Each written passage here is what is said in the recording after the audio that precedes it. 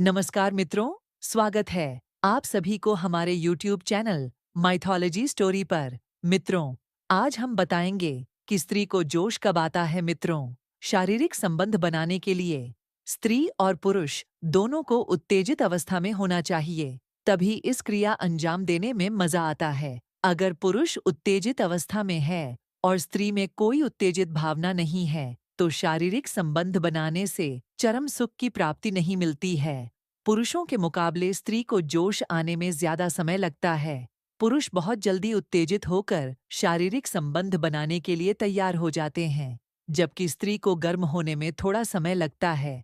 कई पुरुष ऐसे होते हैं जो समझ नहीं पाते हैं कि स्त्री जोश में है या नहीं, तो चिंता करने की कोई जरूरत नहीं। आज हम आपको बताएंगे कि स्त्री को जोश कब आता है और आप कैसे समझ सकते हैं कि स्त्री जोश में है या नहीं। यह एक ऐसा विषय है जिसके विषय में कोई भी चर्चा नहीं करता है, परंतु करते सब हैं। मित्रों, आज इस विषय में खुलकर चर्चा करने वाले हैं।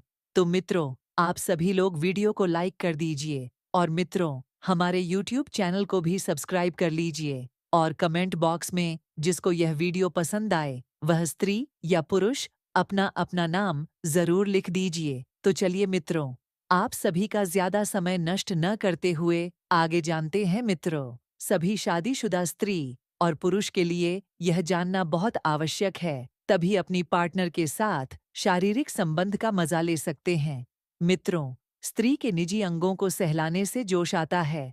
स्त्री को जोश में लाने के लिए आप फोरप्ले का सहारा ले सकते हैं। फोरप्ले के दौरान रोमांटिक बातें करना, गले लगाना, किस करना और निजी अंगों को छूना, कल्पनाओं को साझा करना, एक दूसरे के जन्नांगों को छूना, डर्टी टैक्स करना, कपड़े उतारना, मुख मैथुन, मैनुअल संबंध, यौन खेल, यौन भूमिका निभाना। मित्रों, यह सब करने से स्त्री को जोश आता है और वह शारीरिक संबंध बनाने के लिए तैयार हो जाती है। और अगर आप उससे दूर जाने की कोशिश करेंगे तो वह तड़पने लगती है। जब पुरुष स्त्री को जोश में लाकर शारीरिक संबंध बनाते हैं, स्त्री को जल्दी ही संतुष्टि मिल जाती है और दो को चरम सुख का आनंद मिलता है। हालांकि कुछ स्त्रियां ऐसी भी होती हैं जिनके अंदर शारीरिक संबंध बनाने की भावना कम होती है। ऐसी स्त्रियों को जोश में लाना थोड़ा मुश्किल पड़ जाता है। आम तौर पर अगर कोई शादीशुदा महिला लंबे समय अपने पति से दूर है और शारीरिक संबंध बनाने से वंचित है, तो उसको जोश में लाना काफी आसान होता है, क्योंकि वह अपने शादीशुदा जीवन में कई बार संबंध बना चुकी होती है और लंबे समय बाद जब अपने पति से मिलती है तो तुरंत जोश में आ जाती है। ओवुलेशन के समय स्त्री को जोश आता है और वह शारीरिक संबंध बनाने के लिए तैयार रहती है। आमतौर पर महिलाओं का मासिक चक्र 28 से 30 दिनों का होता है, जिसमें मासिक धर्म शुरू होने के 7 से 14 दिन के पहले का समय ओवुलेशन का समय होता है। किसी महिला के ओवुलेशन समय में अंडा अंडाशय से निकलकर फेलोपियन ट्यूब में पहुंच जाए और पुरुष के वीर्य के इंतजार में रहता है। इस समय महिलाओं को सबसे अधिक जोश आता है और शारीरिक संबंध बनाने से प्रेगनेंसी की सबसे ज्यादा संभावना होती है। पीरियड्स के समय में भी स्त्री को जोश आता है। पीरियड्स महिलाओं को हर महीने आते हैं और इस समय उनके अंदर बहुत बहुत अधिक उत्तेजना भी होती है। इस समय शारीरिक संबंध बनाने के लिए आपको फोरप्ले करने के लिए आवश्यकता नहीं पड़ती है।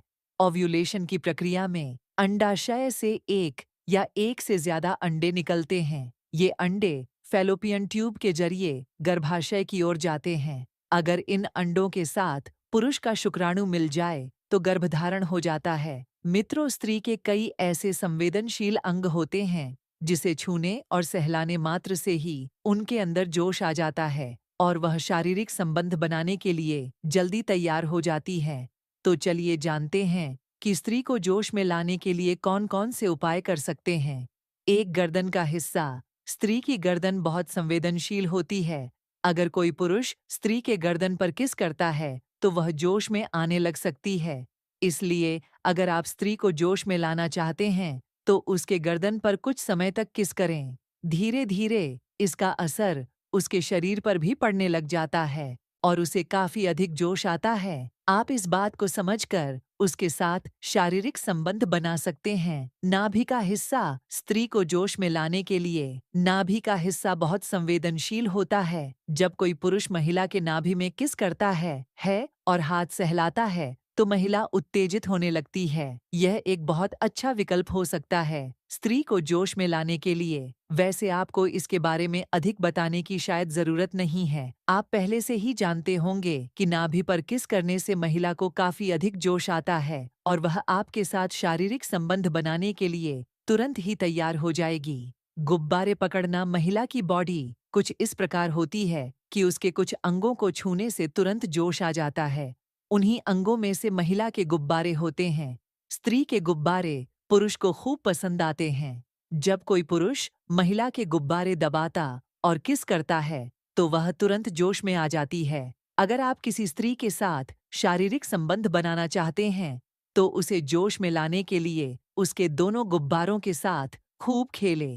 थोड़ी देर बाद उसकी सांसें तेज चलने लगेगी और वह आपके के साथ शारीरिक संबंध बनाने के लिए तैयार हो जाएगी। होठों पर किस। महिलाओं का होंठ काफी संवेदनशील होता है। जब कोई पुरुष महिला के होंठ पर किस करता है तो वह तुरंत जोश में आ जाती है और शारीरिक संबंध बनाने के लिए तड़पने लगती है। आप इस बात को शायद पहले से भी जानते रहे होंगे कि अगर स्त्री को जोश लाना हो तो होंठ पर किस करना कितना फायदेमंद होता है और महिलाएं जल्दी ही शारीरिक संबंध बनाने के लिए तैयार हो जाती हैं। कमर का हिस्सा स्त्री को जोश में लाने के लिए उसकी कमर बहुत मदद करती है। महिलाओं की कमर भी काफी ज्यादा मुलायम होती है। जब कोई पुरुष स्त्री की कमर को पकड़ता है और उस पर हाथ फेरता है तो महिलाएं काफी ज्यादा जोश में आ जाती हैं। यदि आपकी शादी हो चुकी है तो आप भी अपनी पत्नी के साथ इस तरीके को अपना सकते हैं। शारीरिक संबंध बनाने के लिए स्त्री और पुरुष दोनों का जोश में आना बहुत जरूरी होता है, तभी चरम सुख की प्राप्ति होती है। जांघों का अंदरूनी हिस्सा महिलाओं के शरीर में जांघों का अंदरूनी हिस्सा काफी ज्यादा संवेदनशील होता है। इस हिस्से का इस्तेमाल अधिकतर पुरुष स्त्री को जोश में लाने के लिए करते हैं। शारीरिक संबंध बनाने से पहले पुरुषों द्वारा महिलाओं के जांघों के अंदरूनी हिस्से को छूना और सहलाने से उनके अंदर जोश भर देता है। इस प्रक्रिया को करने के लिए पुरुष अपने उंगली का भी सहारा लेते हैं। जोश में आने के बाद महिलाओं को शारीरिक संबंध बनाकर संतुष्ट करना काफी आसान हो जाता है, जिससे वे चरम सुख को प्राप्त कर सके और पूरी तरह अपने पार्टनर से संतुष्ट हो सके। निष्कर्ष। इस पोस्ट में हमने आपको बताया कि स्त्री को जोश कब आता है। बहुत सारे पुरुष ऐसे होते हैं जिन्हें मालूम नहीं होता है कि स्त्री जोश में है या नहीं। शारीरिक संबंध बनाने के लिए पुरुष और स्त्री दोनों का जोश में आना बहुत आवश्यक होता है, तभी चरम सुख का आनंद मिलता है। चलिए मित्रों, मैं आप सभी को एक कथा सुनाता हूँ जिसके माध्यम से आप सभी को विस्तार से समझ में आ जाएगा कि स्त्रियां कब उत्तेजित होती हैं। मित्रों, एक बार की बात है, उत्तर प्रदेश में एक स्वभावमान नगरी थी। उस नगर में एक विशाल जंगल था और उस जंगल के बीचों बीच में एक छोटा सा तालाब था और उस तालाब के किनारे छोटे छोटे पेड़ थे और वहां पर पंछियों की गुनगुनाहट पूरे जंगल में सुनाई दे रही थी। और उस छोटे से तालाब के किनारे एक छोटा सा घर बना हुआ था और उस घर में एक व्यापारी और उसकी पत्नी रहा करते थे। उस व्यापारी को एक बेटा और एक बेटी थी। व्यापारी की पत्नी देखने में बहुत ही सुंदर लगती थी। अगर व्यापारी के पत्नी के घर पर कोई भी पुरुष आ जाता था और उस पुरुष की नज़र उस व्यापारी की पत्नी पर गलती से भी नज़र पड़ जाती थी तो वह पुरुष उस व्यापारी की पत्नी पर मोहित हो जाता था। मित्रों, एक बार की बात है, संध्या हो चुकी थी और कुछ घंटे बाद रात्रि का तीसरा पहर चल रहा था। वह व्यापारी रात्रि के तीसरे पहर में जंगल की ओर बढ़ता ही चला जा रहा था, जहां पर रात्रि में सभी व्यक्ति अपने अपने घरों में सोया करते थे। इस रात्रि में वह व्यापारी न जाने क्यों जंगल की तरफ भागता चला जा रहा था और उसके चेहरे पर बिल्कुल भी डर नहीं था और ऐसा प्रतीत हो रहा था कि जैसे उस व्यापारी को कुछ मिल गया हो और वह व्यापारी उस घने जंगल की तरफ बढ़ते ही जा रहा था और वह चलते चलते गहरी रात्रि में वह चलते ही जा रहा था। तभी उसे दूर से एक झोपड़ी दिखाई देती है।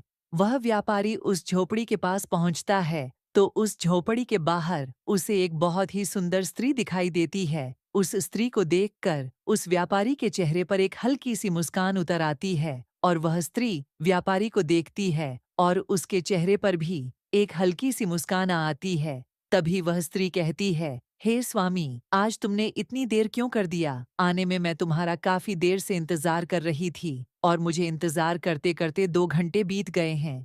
आगे वह स्त्री कहती है, हे स्वामी, अभी तो मैं यहाँ से जाने ही वाली थी, तभी मुझे किसी के पैरों की आवाज सुनाई देती है, तो मैं यहाँ पर चुपचाप खड़ी हो गई। तभी मुझे आप दिखाई दिए, तो मैं आपको देखकर यहाँ पर रुक गई। आगे वह व्यापारी कहता है, हे प्रिय, आज मेरी पत्नी को नींद नहीं आ रही थी, तो फिर मैंने अपनी पत्नी से पूछा कि हे प्रिय, तुम आज मुझे बहुत व्याकुल नजर आ रही हो और मुझे ऐसा प्रतीत हो रहा है कि जैसे तुम किसी बात को लेकर व्याकुल हो। तब मेरी पत्नी मुझसे कहती है कि हे स्वामी, आज मेरा सिर दुख रहा है और ऐसा प्रतीत हो रहा है कि मुझे बुखार आने वाला है। अपनी पत्नी की ऐसी बात सुनकर जब मैंने उसका हाथ पकड़कर देखा तो उसे बहुत तेज की बुखार थी। तो फिर मैंने अपने गांव के राजवैद्य के पास गया और मैंने अपनी पत्नी का वृत्तांत राजवैद्य को कह सुनाया। तब राजवैद्य जी ने मेरी बात सुनकर मुझे कुछ जड़ी बूटियां दी और मुझे उन जड़ी बूटियों को कैसे अपनी पत्नी को देना है वह सब बताया। उसके बाद मैं राजवैद्य जी के घर से अपने घर वापस चला आया। अपने घर वापस आने के बाद राजवैद्य जी ने जैसे बोला था मैंने वैसे ही किया। उसके बाद मैंने अपनी पत्नी को सुला दिया। उसके बाद जैसे ही मेरी पत्नी सो गई और उसको छोड़कर मैं झट से घर से बाहर निकला और तुम्हारे पास चला आया, इसलिए आज मुझे आने में थोड़ा सा विलंब हो गया। तब वह स्त्री कहती है, हे स्वामी, आज मुझे भी विलंब हो गई थी, लेकिन मैंने सोचा कि आप आ गए होंगे, परंतु जब मैं यहाँ पर आई तो आप यहाँ पर आए नहीं थे, तो मैं सोच रही थी कि शायद आप आकर यहाँ से चले गए होंगे। तभी मैंने सोचा कि थोड़ा सा आपका इंतजार कर ले। इंतजार करते करते मुझे 2 घंटा बीत गया और मैं जाने ही वाली थी। तभी मुझे किसी के चलने की आवाज सुनाई दी, तो मुझे लगा कि कोई जंगली पशु है। तभी मुझे आपका चेहरा दिखाई दिया और मैं आपको देखकर पहचान गई और मैं यहाँ पर रुक गई। तभी वह व्यापारी आगे कहता है, हे प्रिय, चलिए अब हम दोनों झोपड़ी के अंदर चलते हैं। तभी वह स्त्री बोली, हाँ स्वामी, आप सच कह रहे हैं, चलिए हम दोनों झोपड़ी के अंदर चलते हैं और अपनी जिंदगी के इन पलों का भरपूर आनंद लेते हैं। हे स्वामी, आप जल्दी चलिए, क्योंकि सवेरा होने ही वाला है और थोड़ा बहुत मजा लेकर हम दोनों को अपने अपने घर जाना होगा, नहीं तो मेरा पति जल्दी ही उठ जाता है। वो एक दिन तो मैं पकड़ गई थी, परंतु मैं अपने पति को बताया कि मैं वॉशरूम गई थी, तब मेरा पति मुझे कुछ नहीं बोला। मित्रों, फिर वह स्त्री और वह व्यापारी उस झोपड़ी के अंदर चले जाते हैं और वे दोनों उस झोपड़ी के अंदर कुछ पल रहकर उस पाल का भरपूर आनंद लेते हैं। और वह व्यापारी अपनी पत्नी को धोखे में रखकर इस स्त्री से मिलने आया करता था और वह स्त्री अपने पति को धोखा देकर इस पुरुष से मिलने आया करती थी। तो चलिए मित्रों, मैं आप सभी को बताने वाला हूँ। मित्रों, एक बार की बात है, कैलाश पर्वत पर शांत वातावरण में और चिड़ियों की चंचलाहट में भगवान शिव ध्यान मुद्रा में बैठे हुए थे।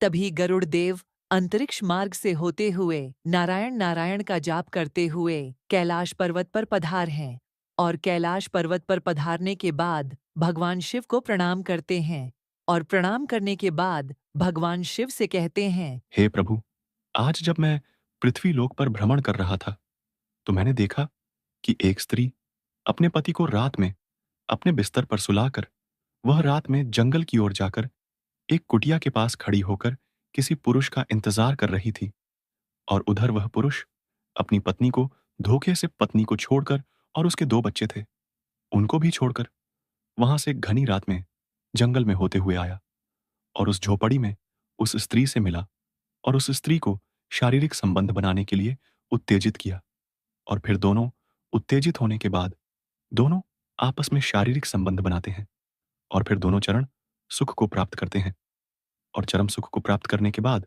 दोनों अपने अपने घर को वापस लौट जाते हैं। हे प्रभु, यह सब देखकर मेरे मन में एक प्रश्न ने उछल कूद किया और उस प्रश्न का उत्तर मुझे नहीं मिल पा रहा था, तो मैं बहुत इधर उधर भटका। लेकिन हे प्रभु, मेरे उस प्रश्न का उत्तर मुझे नहीं मिल पाया। आगे भगवान शिव जी कहते हैं, हे गरुण देव, तुम इतने चिंतित क्यों हो रहे हो? तुम्हारा जो भी प्रश्न है मुझे कहिए, मैं तुम्हारे उस प्रश्न का उत्तर देने के लिए तैयार हूँ। आगे भगवान शिव जी कहते हैं, हे गरुड़ देव, वैसे तुम्हें तो पता ही होगा कि यह कलयुग चल रहा है। कलयुग में यह सब होना कोई बात नहीं है, परंतु हे गरुण देव, तुम अपने वह प्रश्न निश्चिंत होकर पूछिए, मैं तुम्हारे उस प्रश्न का उत्तर देने के लिए तैयार हूँ। तब गरुण देव कहते हैं, हे प्रभु, मेरा प्रश्न यह है कि स्त्रियां शारीरिक संबंध बनाने के लिए कब उत्तेजित होती हैं? हे प्रभु, यह प्रश्न मुझे बहुत ही ज्यादा परेशान कर रहा है। तो आप मुझे कृपा करके इस प्रश्न का उत्तर बताएं। गरुण देव के इस प्रश्न को सुनकर उनके चेहरे पर मंद मुस्कान आ गई और फिर भगवान शिव जी कहते हैं, हे गरुण महाराज, आपने आज यह प्रश्न पूछकर समस्त मानव जाति का कल्याण किया है। हे गरुण महाराज, आज के समय में तुमको भी पता है कि समस्त स्त्रियां अपने पति के साथ या फिर अपने पति को छोड़कर अन्य पुरुष की ओर आकर्षित रहती हैं, और दूसरी तरफ उन स्त्रियों के पति भी अपनी पत्नी को छोड़कर अन्य स्त्रियों की ओर आकर्षित होते रहते हैं। और यह कलु है। यह सब होना कोई बड़ी बात नहीं है, परंतु हे गरुड़ देव, आज मैं तुमको एक कथा के माध्यम से बताऊंगा कि स्त्रियां शारीरिक संबंध बनाने के लिए जब उत्तेजित होती हैं। आगे गरुणदेव कहते हैं, हे प्रभु, आप मुझे वह कथा सुनाइए। मैं उस कथा को सुनने के लिए बहुत ज्यादा उतावला हो रहा हूँ। आगे भगवान शिव जी कहते हैं, हे गरुड़ देव, इस कथा को तुमको शुरू से लेकर अंत तक ध्यान से सुनना होगा। और मित्रों, आप सभी को इस कथा को शुरू से लेकर अंत तक इस कथा को सुनना होगा। तो मित्रों, आगे भगवान शिव जी कहते हैं, एक समय की बात है, एक नगर में बहुत ही साधारण जीवन जीने वाला एक व्यापारी रहता था, जिसका एक पुत्र था। उसका नाम था शिवदत्त। वह व्यापारी बहुत ही धनवान था। उसके पास बहुत धन था, क्योंकि वह व्यापारी अपने व्यापार में बहुत ही ज्यादा मेहनत करता था, और इस मेहनत के चलते वह व्यापारी बहुत धन इकट्ठा कर चुका था। उस व्यापारी किसानों का अनाज कम दामों में खरीदता था और अन्य बड़े व्यापारियों को ऊंचे दामों में उस अनाज को बेच देता था। और उस व्यापारी की जो एक पत्नी थी, वह देखने में बहुत ही ज्यादा सुंदर थी। और वह व्यापारी अपने व्यापार से जो भी धन कमाता था, वह पूरा का पूरा धन अपनी पत्नी के हवाले कर देता था। और उसका जो पुत्र था, वह उसे बहुत प्रेम करता था, और उस व्यापारी ने अपने पुत्र को बहुत ज्यादा आज़ादी दे रखी थी, बहुत ही छूट दे रखी थी। वह अपने मन से जो भी करना चाहता था, वह कर लेता था। उस व्यापारी ने अपने पुत्र को इतनी छूट दे रखी थी कि वह गलत संगत पकड़ लिया और वह बर्बाद हो गया। कहते हैं ना कि अधिक आज़ादी से या तो इंसान बिगड़ जाता है या तो इंसान बन जाता है। तो उस व्यापारी के पुत्र के साथ यह हुआ कि वह पुत्र बिगड़ गया। वह गलत लोगों के साथ रहकर गलत रास्ते पर जाने पर मजबूर कर देती है, क्योंकि ज्यादा आज़ादी पुत्र के लिए हानिकारक होती है। उस व्यापारी का बेटा, जिसका नाम शिवदत्त था, वह जुआ भी खेलने लगा और अपने पिता का धन जुए में उड़ाने लगा। वह अपनी माँ से झूठ बोलकर धन ले जाया करता था और जुए में हार जाया करता था। और तो और मित्रों, वह इतनी कम उम्र में अपनी काम वासना को शांत करने के लिए वेश्याओं के पास जाने लगा। और इसी बीच किसी दिन कहीं से उस व्यापारी को खबर मिलती है कि तुम्हारा पुत्र अपनी हवस बुझाने के लिए वेश्याओं के पास जाता है, और वह नशा पत्ती भी करता है, और वह जुआ भी खेलता है। और वह व्यापारी अपने मन ही मन में सोचता है, इसका खर्च बहुत ज्यादा बढ़ गया है, अब कोई उपाय करना ही होगा। फिर उस व्यापारी ने सोचा, अब मुझे अपने पुत्र का विवाह कर देना चाहिए, क्योंकि जब इसका विवाह हो जाएगा तो घर में इसकी पत्नी आ जाएगी, तो जितने भी यह कारनामे करता है वह सारे के सारे भूल जाएगा। और जो यह वेश्याओं के पास जाता है, तब इसकी पत्नी आ जाएगी तो यह कहीं नहीं जाएगा। यह सब सोचकर उस व्यापारी ने एक धनवान सेठ के यहाँ रिश्ता देखा, और उस सेठ की बेटी से अपने पुत्र, जिसका नाम शिवदत्त था, उसका विवाह कर दिया। शिवदत्त की जो पत्नी थी, उसका नाम रजनी था। रजनी देखने में बहुत ही सुंदर लगती थी, और वह सुंदर होने के साथ साथ अत्यंत रूपवान, गुणवान और अच्छे दिल वाली स्त्री थी। शिवदत्त की शादी हो जाने के बाद शिवदत्त घर में ही रहने लगा, क्योंकि उसकी पत्नी इतनी सुंदर थी कि वह अपनी पत्नी को छोड़कर कहीं नहीं जाता था और उन वेश्याओं को भूल गया था। कुछ समय बाद शिवदत्त के माता-पिता वृद्धावस्था में पहुंच गए। वह बूढ़े हो गए और एक दिन ऐसा आया कि वह दोनों की मृत्यु हो गई और इस दुनिया को छोड़कर चले गए। भगवान शिव जी आगे कहते हैं, हे गुरुदेव, तुम इस कथा को ध्यान से सुन रहे हो ना? अब मैं जो बताने जा रहा हूँ वह पूरे ध्यान से सुनना। तब गरुड़ देव जी कहते हैं, हे प्रभु, मैं पूरे तन मन से इस कहानी को सुन रहा हूँ। कृपा करके आप कहानी को और आगे सुनाइए। तब भगवान शिव कहानी को आगे बताते हुए कहते हैं, हे गरुड़ महाराज, शिवदत्त की तो काम वासना शांत हो गई, लेकिन उसकी जुआ खेलने की आदत नहीं गई और जुआ खेलते खेलते शिवदत्त की सारी संपत्ति लुट गई और वह जुए में पूरी संपत्ति हार गया। अब उसके पास बिल्कुल भी धन नहीं था और ना ही उसके पास कोई हुनर था कि वह कहीं से भी धन कमा सके। उसके पिता ने जो भी धन कमा कर गया थे वह सारा धन हार गया। एक दिन उसकी पत्नी ने कहा, हे स्वामी, अब तो हमारे पास खाने के लिए भी कुछ नहीं बचा है।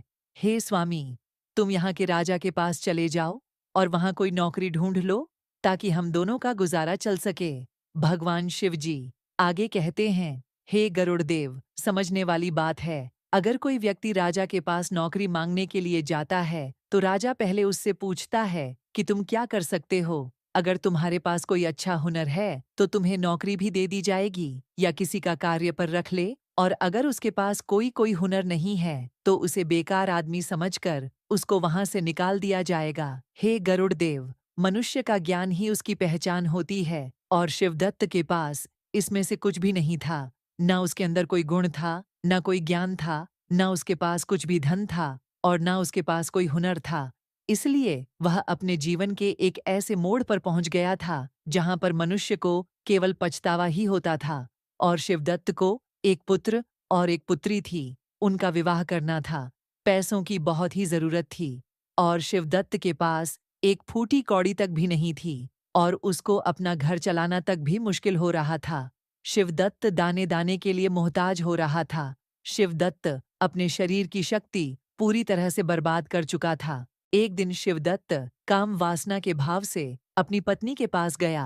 तब उसकी पत्नी बोली, इस संसार में इंसान का सबसे बड़ा सुख केवल काम वासना ही नहीं होता है, बल्कि कि जरूरतमंद लोगों की मदद करना भी होता है। और जो लोग काम वासना के चक्कर में अंधे हुए हैं वह बर्बाद हुए हैं। आगे शिवदत्त की पत्नी कहती है, हे स्वामी, अब मैं तुम्हें 3 गलतियां जो बताने जा रही हूँ उन्हें बहुत ही गौर से सुनना, क्योंकि मनुष्य यह 3 गलतियां कर बैठता है। कुछ लोग अनजाने में करते हैं तो कुछ लोग जानबूझकर कर बैठते हैं और जो लोग यह गलतियां कर बैठते हैं वे बाद में पूरी तरह से बर्बाद हो जाते हैं।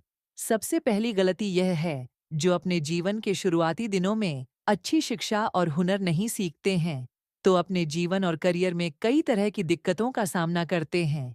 आपकी यही गलती आपको जीवन भर परेशान कर सकती है। दूसरी गलती यह है, कार्यों को टालने की आदत। अगर आप अपने जवानी के दिनों में किसी भी काम को करने में आनाकानी करते हैं और उस समय का सही तरीके से इस्तेमाल नहीं करते हैं तो ऐसा होने की वजह से आगे चलकर आपको अपने लक्ष्य को हासिल करने में काफी परेशानी हो सकती है। तीसरी गलती यह है, गलत संगत में रहना। अपनी जवानी के दिनों में गलत संगति में पड़ जाना और बुरी आदतों की लत लगा लेना आपको आने वाले समय में तरक्की करने से रोक देगा और आपको बर्बादी की ओर ले जाएगा। और सबसे जरूरी बातें हैं कि सेहत का ध्यान ना रखना। अगर आप जवानी के दिनों में अपनी शारीरिक और मानसिक सेहत का ध्यान नहीं रखते हैं तो समय में आगे चलकर आपको कई तरह की बीमारियां भी हो सकती हैं। इसलिए अपनी सेहत का विशेष ध्यान रखना अति आवश्यक होता है। शिवदत्त की पत्नी शिवदत्त से आगे कहती है, हे स्वामी, तुमने तो अपने जीवन की शुरुआत ही गलत तरीके से कर ली, इसीलिए आज हम लोगों को इस तरह की दिक्कतों का सामना करना पड़ रहा है। अब मैं तुम्हारे साथ काम क्रीड़ा नहीं करना चाहती हूँ, तुम्हारे साथ ना सोना चाहती हूँ और ना ही तुमको अपने पास सुलाना चाहती हूँ। अब हम दोनों की उम्र भी आधी से ऊपर हो गई है। अब मेरी जितनी भी जिंदगी बची है मैं भगवान की सेवा करना चाहती हूँ। भगवान हम लोगों की सहायता अवश्य करेंगे। अब यही समय है आत्मा को परमात्मा से जोड़ने का। बाल अवस्था यानी जवानी तक लोगों का जीवन ब्रह्मचारी होता है। ब्रह्मचारी के बाद लोग विवाहित जीवन में आते हैं। विवाहित जीवन में आने के बाद लोग पुत्र की कामना करते हैं। पुत्र होने के बाद लोग बहू की कामना करते हैं। फिर बूढ़े हो जाते हैं और फिर उस ब्रह्मचारी जीवन में वापस चले जाते हैं जहां से विवाहित जीवन में आए थे। इसीलिए ब्रह्मचारी जीवन में जाना ही बेहतर है।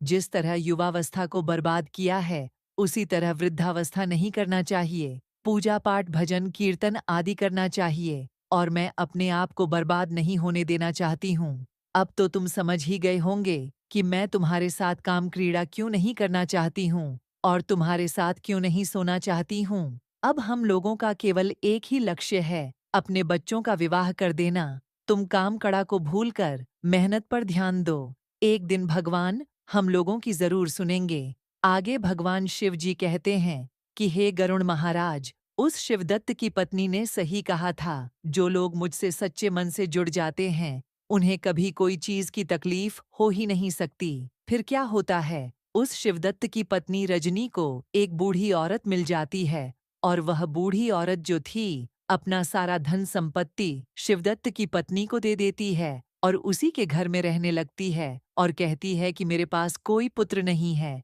तुम ही मुझे संभालो, मुझे तो 2 वक्त की रोटी मिल जाए, इतना ही मेरे लिए काफी है। फिर वह बूढ़ी औरत शिवदत्त के घर पर ही रहने लगती है। शिवदत्त ने अपने दोनों लड़कों का विवाह भी कर दिया और हंसी खुशी से पूरे परिवार में रहने लगता है। आगे भगवान शिव जी कहते हैं कि हे गरुड़ देव, उस बूढ़ी के धन से शिवदत्त की पत्नी का परिवार जो था, उसमें सुधार तो आ गया, उसके घर में धन भी हो गया था, परंतु शिवदत्त थोड़ा गलत मार्ग पर पहुंच गया। जब शिवदत्त अपनी पत्नी को उत्तेजित करने की कोशिश करता, तो उसकी पत्नी ने उसके साथ सोने से मना कर दिया, काम क्रीड़ा करने से भी मना कर दिया। आगे भगवान शिव जी आगे कहते हैं, हे गरुण महाराज, इसीलिए शिवदत्त दूसरे रास्ते पर निकल गया, जो रास्ता शिवदत्त के लिए बहुत ही गलत था, जिसे आप देख करके आ रहे हो। शिवदत्त जो था, वह एक स्त्री के प्रेम के जाल में फंस गया था, क्योंकि उसकी स्त्री जो थी, ना तो उसके साथ सोती थी और ना उसे सोने देती थी और ना ही उसकी काम वासना को शांत करने के लिए उसके साथ काम क्रीड़ा करती थी। अपनी काम वासना से पीड़ित होकर कि वह मनमौजी था, दूसरी स्त्री के प्रेम के जाल में फंस जाता है और रात्रि में अपनी पत्नी को सुलाने के बाद गांव से बाहर एक झोपड़ी में जाकर के उस पत्नी के साथ अपनी काम वासना को शांत करने के लिए उसी झोपड़ी पड़ी में काम वासना को शांत करता है। काम वासना को शांत करने के बाद दोनों अपने अपने घर चले जाते हैं। भगवान शिव कहते हैं कि हे गरुण देव, मेरे कहने का मतलब है कि स्त्री को यह भी नहीं करना चाहिए, एकदम से इस तरह से अपने पति का त्याग नहीं करना चाहिए जिस तरह से शिवदत्त की पत्नी ने कर दिया था, क्योंकि एकदम से जो स्त्री अपने पति के साथ सोना छोड़ देती है और उसके साथ काम क्रीड़ा करना बंद कर देती है, तो उसका पति जो है वह गलत रास्ते पर निकल ही जाता है, क्योंकि अपने पति को धीरे धीरे सही रास्ते पर लाया जा सकता है, एकदम से नहीं लाया जा सकता। अब मैं स्त्रियों के लिए 3 महत्वपूर्ण बातें बताता हूँ जो स्त्री को कदापि नहीं करनी चाहिए। नंबर 1, स्त्री को अपने पति के साथ रात्रि में विश्राम करना, उसके साथ सोना बिल्कुल बंद नहीं करना चाहिए, एकदम नहीं छोड़ना चाहिए। और जो स्त्रियां अपने पति के साथ रात्रि में सोने से इनकार करती हैं, तो वह पति जो है फिर दूसरी स्त्रियों की तलाश में निकल ही जाता है और दूसरी स्त्री से मिलकर उसको उत्तेजित करता है और फिर दोनों आपस में संबंध बनाते हैं। इसीलिए स्त्री को चाहिए कि वह अपनी पति के साथ रात्रि में सोने का त्याग ना करें। नंबर 2, स्त्री को यह भी चाहिए कि अपने पति के साथ काम क्रीड़ा करना भी बंद ना करें। जो स्त्री अपने पति के साथ काम क्रीड़ा नहीं करती है, एकदम से उसे बंद कर देती है, तो पति व्यभिचारी बन जाता है और वह पराई स्त्री के साथ व्यभिचार करने लगता है, क्योंकि स्त्री जो है वह अपने पति को व्यभिचार करने से बचाती है। जो स्त्री अपने पति की सारी इच्छाएं पूर्ण करती है और एक दिन सही रास्ते पर ला करके उसे खड़ा कर देती है, तो वही स्त्री उत्तम मानी जाती है। और जो स्त्री अपने पति से शारीरिक संबंधों का त्याग कर देती है, तो वह स्त्री अपने पति के व्यभिचारी होने की दोषी कहलाने लगती है। इसलिए हर स्त्री को चाहिए कि वह अपने पति के साथ काम क्रीड़ा करें और अपने पति की काम वासना को भी शांत करें, ताकि उसका का पति पराई स्त्री के चक्कर में व्यभिचार ना कर पाए। नंबर 3, स्त्री को चाहिए कि उसका पति यदि काम वासना में अधिक लिप्त रहता है तो धीरे धीरे उसे सही रास्ते पर लाएं, उसे अच्छी अच्छी भगवत चर्चाएं सुनाएं, अच्छा अच्छा सत्संग करवाएं, और जहां भगवान की चर्चाएं चलती हो वहां उसे लेकर के जाएं, ताकि उसकी दूषित बुद्धि में सुधार आ पाए और वह धीरे धीरे सही रास्ते पर आ जाए, भगवान का भजन कर पाए और भगवान का तप कर पाए। तभी पति पत्नी का जीवन सफल होता है। ऐसा नहीं है कि स्त्री तो भगवान की भजन में लिप्त हो गई और पति व्यभिचार करने लगा और पति का उसने शारीरिक संबंधों से बिल्कुल त्याग कर दिया। पति व्यभिचार के मार्ग पर पहुंच गया और खुद स्त्री भगवान के भजन में लिप्त हो गई, तो यह भी गलत है, क्योंकि पति पत्नी जो होते हैं वह जिंदगी रूपी गाड़ी के दोनों पहिया होते हैं, और एक पहिया जो होता है वह अगर रास्ते से बाहर निकल जाता है तो चलने में गाड़ी को झटका लगता है।